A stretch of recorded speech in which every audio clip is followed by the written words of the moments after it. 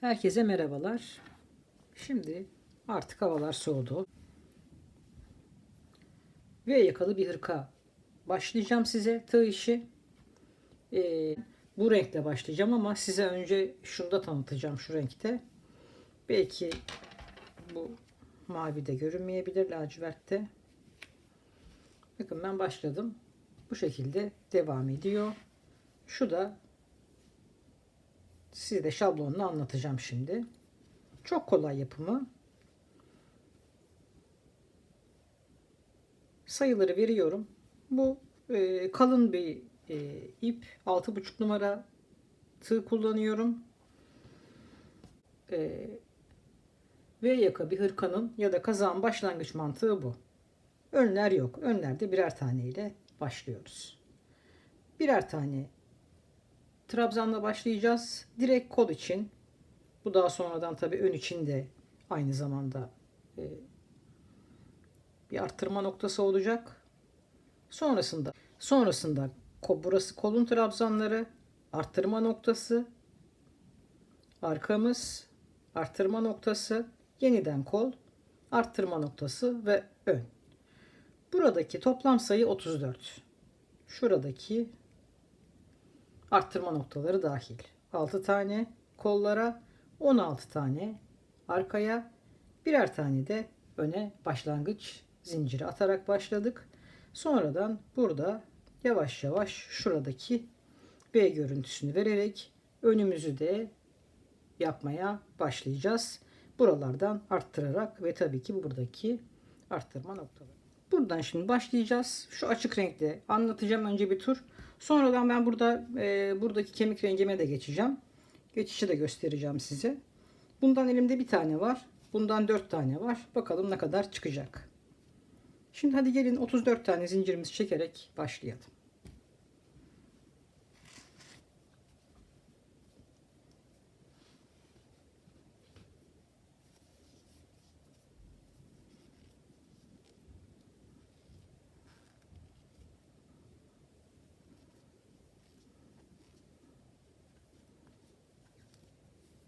Zincirimi çekip geliyorum. Zincirimi çektim, geldim. Bir tane de fazla çektim. Hemen bir sonrakine bir tane ikili trabzan yaptım. Şimdi bu birinci ön için olan trabzanım. Direkt aynı zamanda da arttırmalı noktalarımı belirleyerek şuradaki görüntüyü elde edeceğim. Kurulumu yapıyorum. Yanına hemen arttırmayı yapıyorum. Bir tane trabzan, bir ya da iki zincir. İlkinde iki zincir yapayım, sonradan bir yapacağım. Aynı noktaya bir tane daha.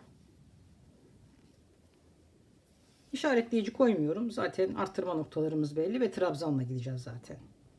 Şimdi 6 tane ikili trabzan yapıyorum. V'den sonra başlıyorum. 1 2 3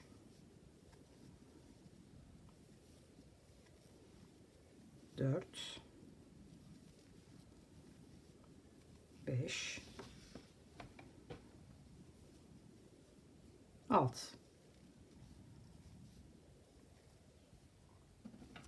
6 tane ikili trabzanımı yaptım. Arttırma noktamdayım. Yanına bir tane ikili trabzan, bir iki zincir, aynı boşluğa bir tane daha. 16 tane arka için ikili trabzan yapıyorum yan yana. 1 2 3 4 5 6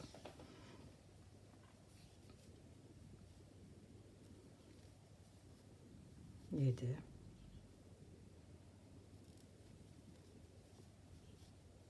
8 9 13 14 15, 16 tane yaptım. Şimdi şuradaki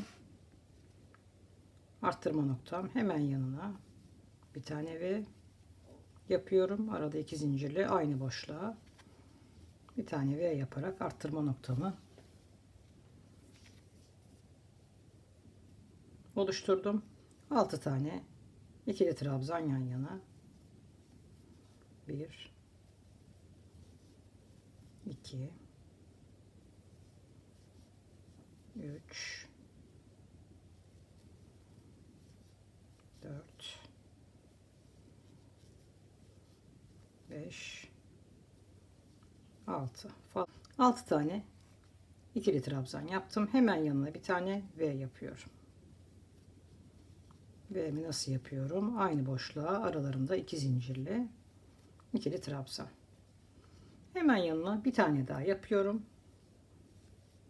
Bu da önüm olacak. Şunu çıkartırım. Fazla yapmışım.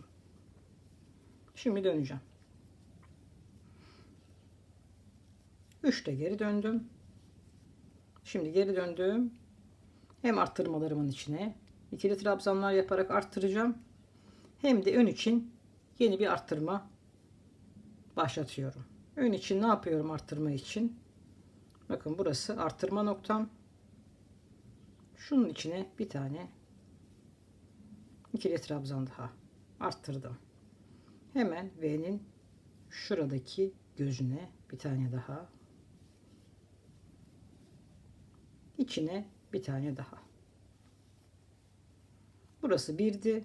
Arttırdım, 2 oldu. Daha önceki V'nin bacağına bir tane daha yaptım. 3. Yeni bir başlangıçla V'nin içine de bir tane daha ikili trabzan yaparak ilk arttırmamı da bacakta yapmış oldum. Bir de burada arttırma yaptım. Şimdi artık bundan sonra bir zincirle gideceğim. 2 taneyle gidebilirsiniz.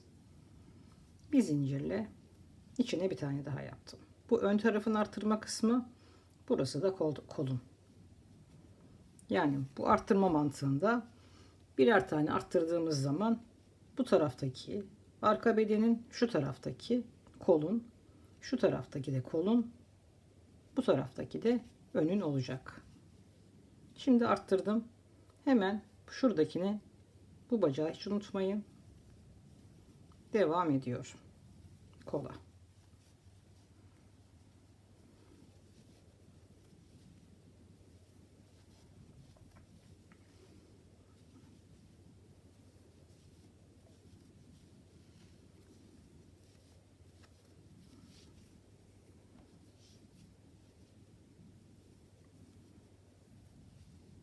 Bakın bacağın üzerindekini hiç unutmuyorsunuz. İçine arttırmamı yaptım. Bir zincir, tekrardan aynı göze bir tane daha. Bacağın üzerindeki. Şimdi arka kısmı yapıyorum.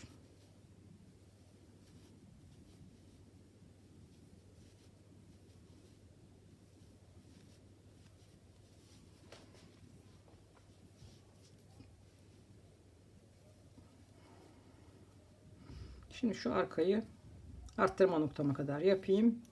Geleyim.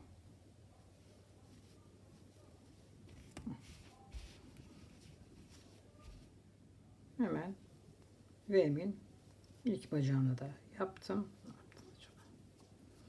Şimdi arttırma noktamdayım. İçine bir tane zincir, aynı boşluğa bir tane daha. Devam ediyorum. Şimdi burası kol. 1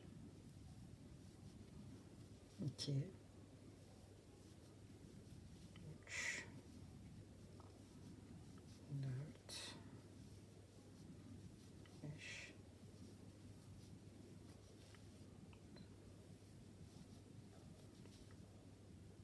şuradaki üstüne bir tane ve kol için bir arttırma, bir zincir, aynı boşluğa bir tane daha ve bacağın üzerindeki ikili trabzana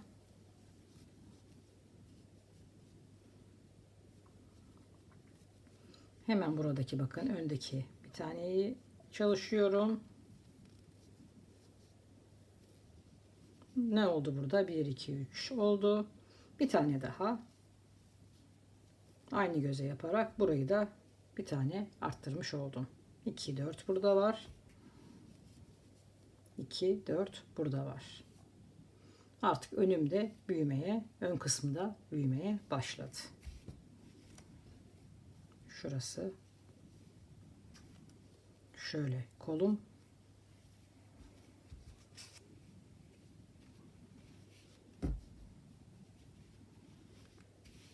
Şöyle göstereyim.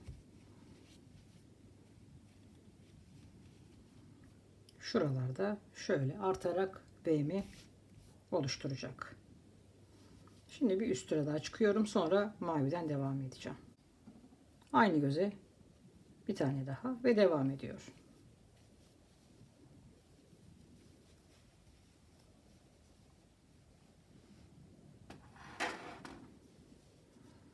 Şimdi burada aynı göze bir tane daha ikili trabzan yaptım. İlkinden sonra bakın bacaklarını unutmuyorsunuz V'nin ve içine bir tane daha. Bir zincir, aynı göze bir tane daha. Uzamamız bu şekilde olacak.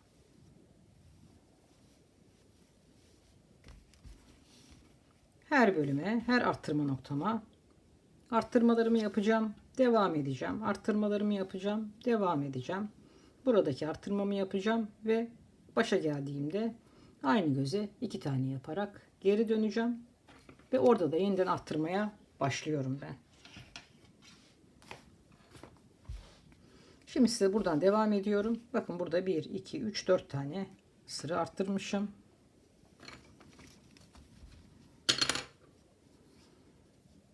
Bir, 2, 3 yukarı. Aynı göze bir tane daha. Ön arttırmalarıma devam ediyorum. Ne kadar arttırdığımı size, kaç sıra arttırdığımı ve sonrasında neler yaptığımı anlatacağım. Bakın şuradaki V'nin bacağına hemen V'nin içine bir zincir, aynı boşluğa bir tane daha. Devam ediyor.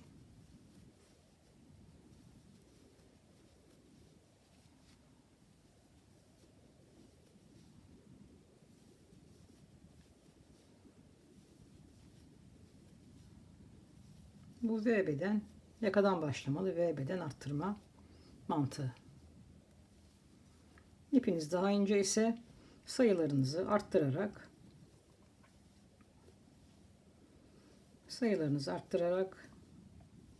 aynı mantıkla kuracaksınız.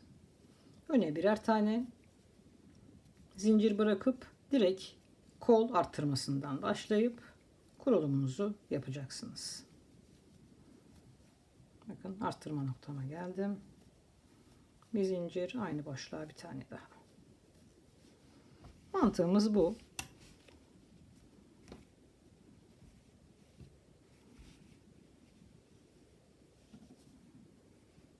Bu şekilde bakın benim de oluşmaya başlıyor.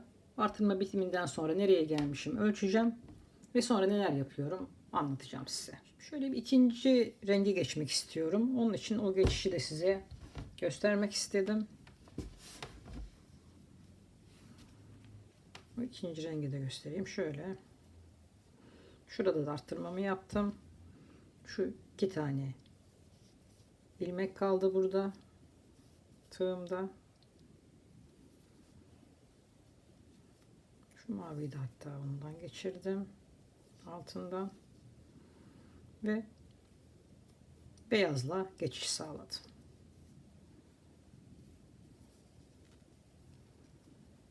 Şöyle de sağlamladım maviyi de. Üstünden geçirdim. 3 tane zincirle yukarı çıktım. Şimdi şu geçişte şöyle yapıyorum ben. Hemen dibine bir tane daha, şu ilkinde dibine yaptım. İkili trabzanımı 2 tane önce dibine arttırma noktamı yaptım. Sonrakilerde şu başak kısmının arka bacağından çalışıyorum. Bu geçişlerde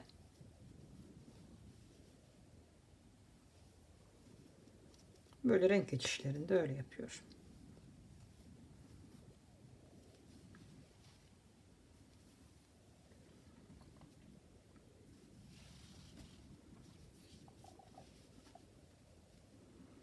Şuradaki V'nin arka kısmından. Şöyle bir görüntü oluyor. Yani şöyle içine değil, böyle daha düzgün bir sanki geçiş oluyor.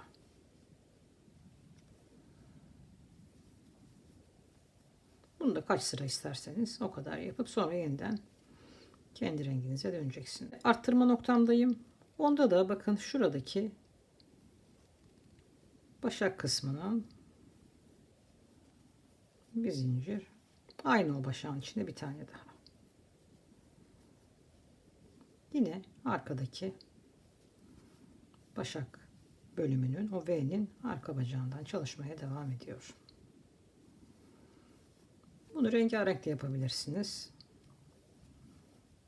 Ben elimdeki iplerin durumuna göre devam ettireceğim. Şöyle göstereyim.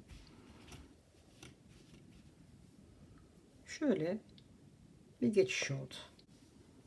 Şimdi devam ediyorum. Arka bacağımdan. Bunu sadece renk geçişlerinde yapıyorum ama.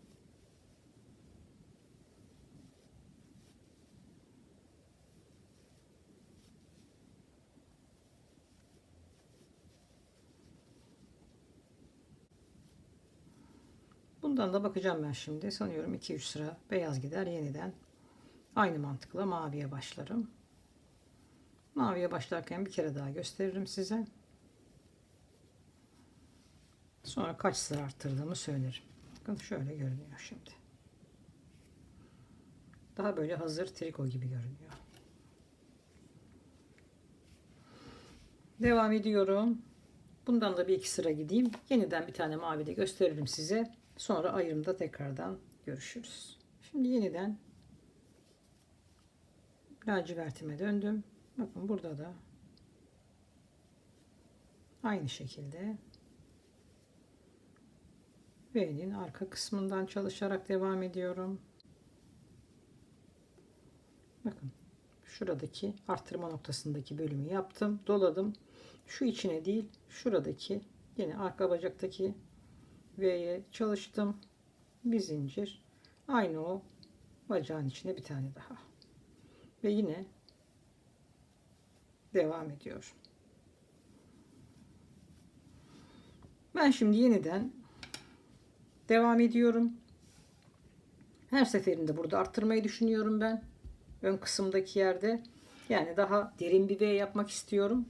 Ama daha dar bir V yapmak isterseniz ben burada bırakıyorum artık ve böyle devam edeceğim derseniz onu da yapabilirsiniz. Onun için sadece şuradaki artırımları bırakmanız lazım. Devam ediyorum. Kol beden ayrımında tekrardan görüşelim. Evet, ben beden ve kol ayrılma noktasına geldim. Burada da iki tane gene kemik rengimi çalıştım. Şu ayrılma noktasında 26 santim oldu. Gene beden ayrılmadan önceki zaten bir arttırma yapacağım yine bedende ve kolda minik bir arttırma. Burası da 45 santim oldu. Şimdi başlıyorum yeniden. Şuradaki rengimle. Artık arttırmalarım bitti. Bakın bu şekilde bir arttırmam oldu. Bundan sonra düz bir şekilde devam edeceğiz. Yakamız oluştu. Artık arttırma yapmıyorum. En başta. Ve yine şu arka kısımdan çalışarak bu turu bir yandan yeni rengime başlayacağım. Bir yandan da kol beden ayrımını yapacağım.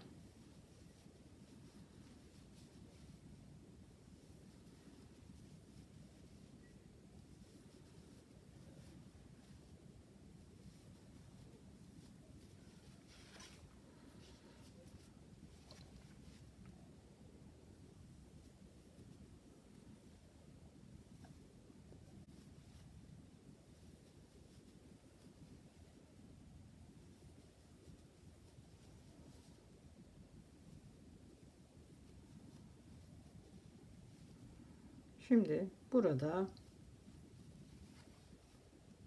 tam ortasına bir tane yaptım ve şuradaki olduğu gibi kol olan bölümü atlıyorum ve arkaya geçiyorum. Arkaya geçerken de 5 tane zincir çekeceğim.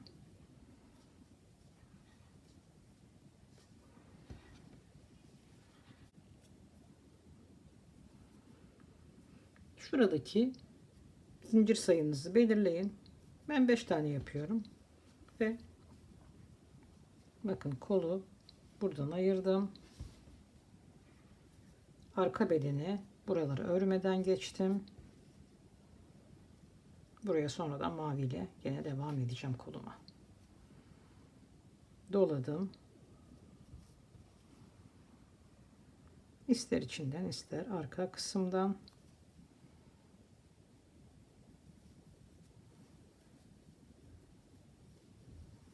Devam ediyor. Aradaki zincire kararınızı verin. Bir kere giyersiniz bu kapatmadan sonra. Dar sıttığını düşünüyorsanız belki bir iki tane daha zincir fazla yaparsınız. Yeterliyse de bu kadar bırakırsınız. Şimdi buradan devam ediyorum. Şurada tekrardan görüşelim. Evet. Arkadaki bölüme geldim ve yine şurayı bıraktım.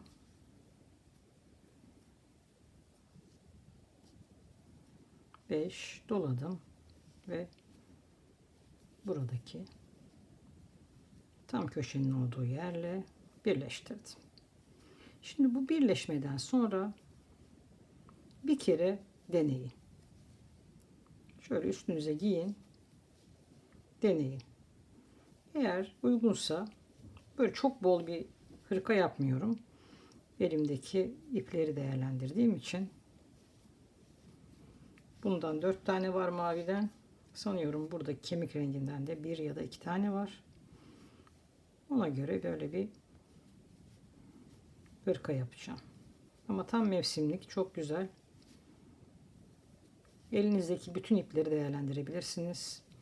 Birbirine yakın ipleri kalınlıkta. Daha ince ipler varsa onları 2 kat yaparsınız. Bir arttırma önde yapmıyorum. Nasıl göründüğünü de zaten size söyleyeceğim. 1, 2, 3 ile yukarı çıktım ve normal standart örmeye başlıyorum.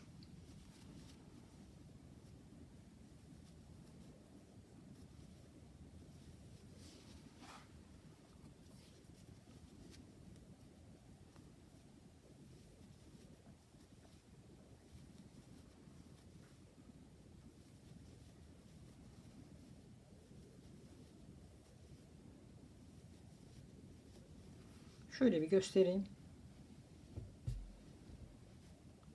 Bunu yaptıktan sonra şöyle kollardan geçirip bir deneyin. Bir dar sıtma var mı? Bakın burada bir de genişlikte sağladım ben. Kolda da aynı genişliği vereceğim sonradan.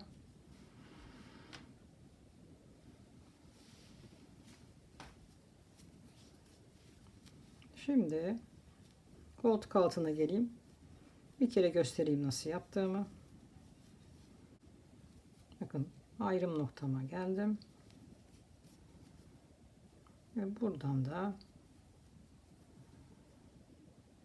zincirlerimin üzerine ikili trabzanlar yapıyorum. Kaç tane yaptıysanız zinciri o kadar trabzan yapın.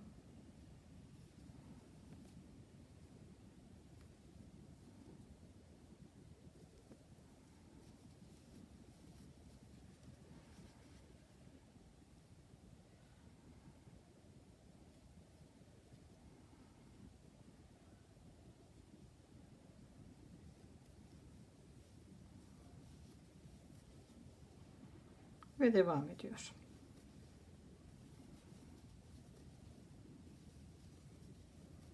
Artık düzeldi. Bakın şuradan itibaren artık zaten arttırmamız bitti. Şimdi ben bunu bitiriyorum, dolaşıyorum. Yine burada kaç tane zincir çekmişsiniz, o kadar ikili trabzanınızı yapıyorsunuz. Ne kadar renk kullanmak istiyorsanız, bedeniniz ne kadar uzun olsun istiyorsanız uzatıyorsunuz. Kol kısmında bir tane daha başlangıç göstereyim. Sonra şu yakada bir çalışma yapalım sizle. Şimdi size bir kol çalışması başlatacağım. Elimdeki ipleri kontrol edeceğim ki uzatmayı ne kadar yapayım bedende. Onun için kolun bir tanesini bitirmeyi düşünüyorum. Ona göre bedene daha devam edeceğim. Bakın şimdi.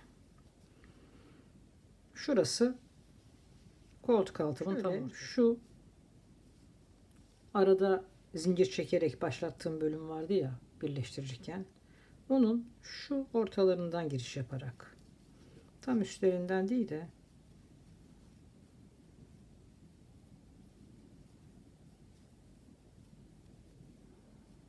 koltuk altının o kısmında şöyle yapıyorum. Çok da kol büyümesin. Ama burayı da kapatmak istiyorum. Sonra dikmek istemiyorum.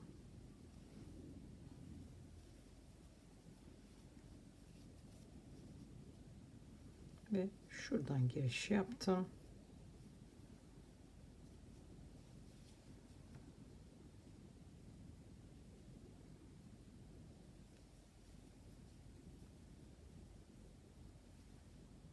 Aynı renk geçişinde yaptığım gibi burada da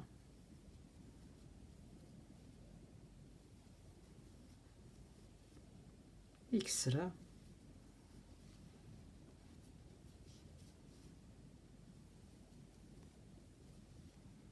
şu V kısmının arka bacağından çalışıyorum. Bakın şimdi bu bölüme geldim. Tam ikisinin ortasından başlamıştım. Şimdi yine burada şu tam ortalarından giriş yapıyorum.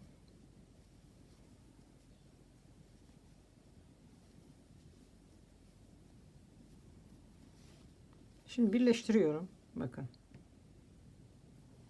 Birleştirdim. 1 2 3 ve geri döndüm. Burada da bu şekilde dönü dönü yapacağım. Dikiş olmayacak. Buraya geleceğim. 3 zincirle yukarı çıkıp yeniden geri döneceğim. Şuradaki tam ortada aynı yerde kalmak için. Yoksa bir şekilde kayıyor. Onun için böyle yapacağım.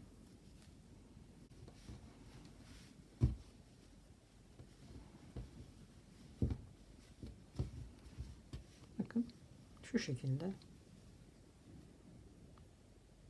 devam ediyorum. Tam ortalarından giriş yaparak. Üzerinden de yapabilirsiniz.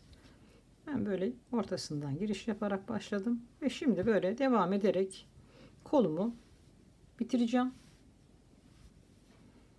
Buraya geldiğimde 3 ile yukarı çıkıp geri döneceğim. O şekilde tamamlayacağım turlarımı. Şimdi kolları bitiriyorum. Bedeni bitiriyorum. Bu yaka ve beden lastik kısmında ne yapacağız? Onu beraber çalışacağız. Bedende istediğim yere geldim. Şimdi bir süre lastik gideceğim. Bu tığ işinde klasik olan lastiği yapıyorum. 3 zincirimi çektim. Bakın bir şu ikili trabzanın şöyle ön tarafından doladım. Bir arka tarafında. O şekilde giriş yaparak bir ön tarafından, hiç lastik de yapmayabilirsiniz.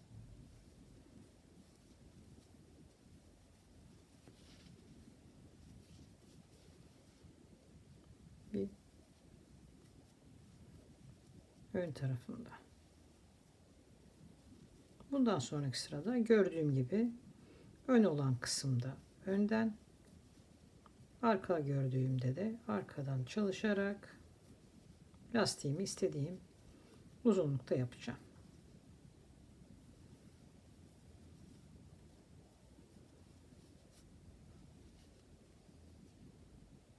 Şu şekilde tamamlıyorum. Kolda da bir kere daha gösteririm. Sondakine normal ikili trabzan yapıyorum. Üçle döndüm. Bakın artık gördüğüm neyse o şekilde öreceğim. Ön yüzde kabartma, onu ön yüzden. Burası arka tarafta, onu arka tarafta. Ön yüzde gördüğümü ön yüzden, arka tarafta gördüğümü arkadan dolayarak yapıyorum. Şimdi lastiğimi bitireyim. Kolları bitirelim ve şu bedenden lastik yapmaya başlayalım.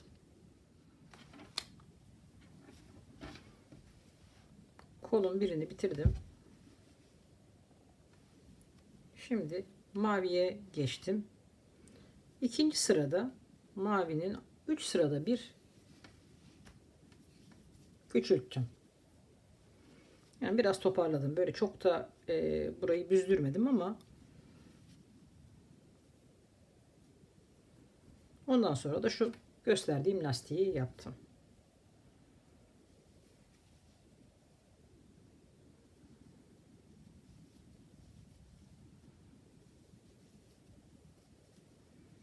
Dördüncüyü şöyle beraber aldım.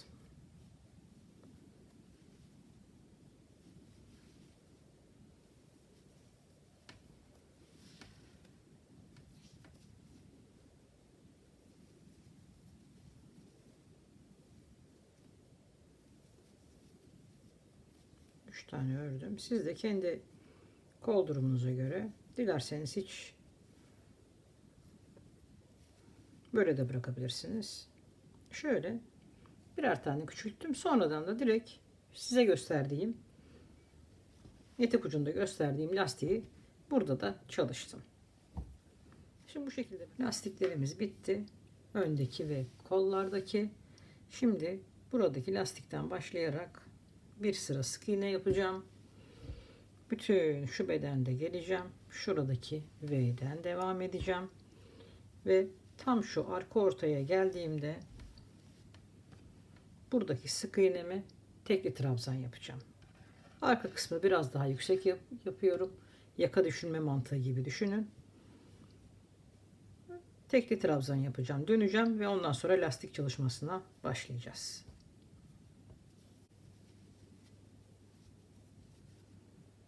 Bir sıra sık iğneden sonra lastiğimi ikili trabzan şeklinde değil, tekli trabzan şeklinde yapacağım.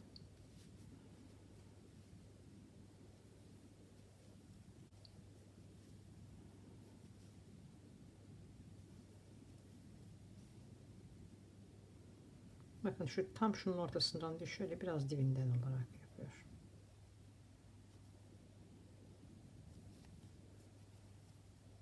Şöyle göstereyim.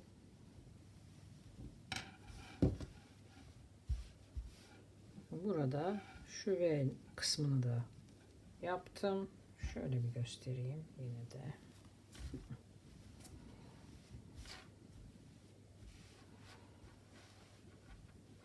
Başladık. Buraya geldim. Şu sırt kısmına geldiğimde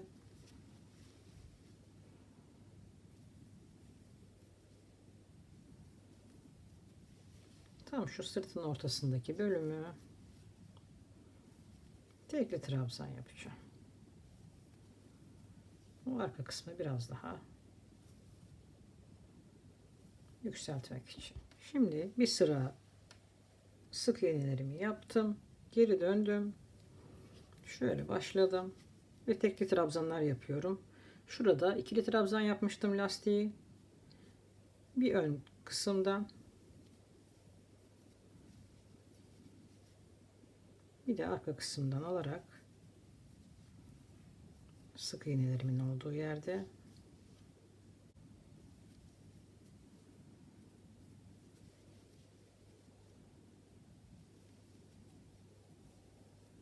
Şöyle tekli trabzanlar yapıyorum. Lastik şeklinde. Bir sık iğnenin arka bacağından, bir de böyle ön tarafından dolayarak, bir böyle önden, bir şu şekilde arkada.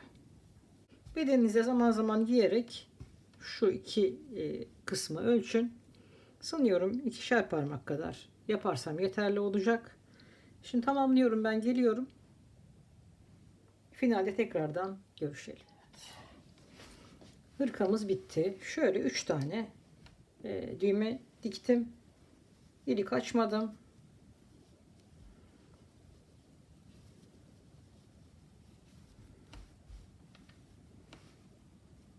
Şimdi size şöyle bir açıkken ölçü vereyim. Şu arttırmalardan sonra koltuk altından bir ölçü vereyim. 55, bakayım şöyle. 56 santim olmuş. Boyu tamamen sizin isteğinize bağlı. Kollarınız kendi isteğinize bağlı. Nasılsa bedeniniz, ona göre uzatacaksınız. Çok kolay. 2 gün gibi, böyle akşamlara oturup 2 günde bitirdim. Çekimleri yapıp gündüzleri. Umarım beğenmişsinizdir. Yapacakları şimdiden kolay gelsin. Başka projelerde görüşmek üzere. Kendinize iyi bakın. Sağlıcakla kalın.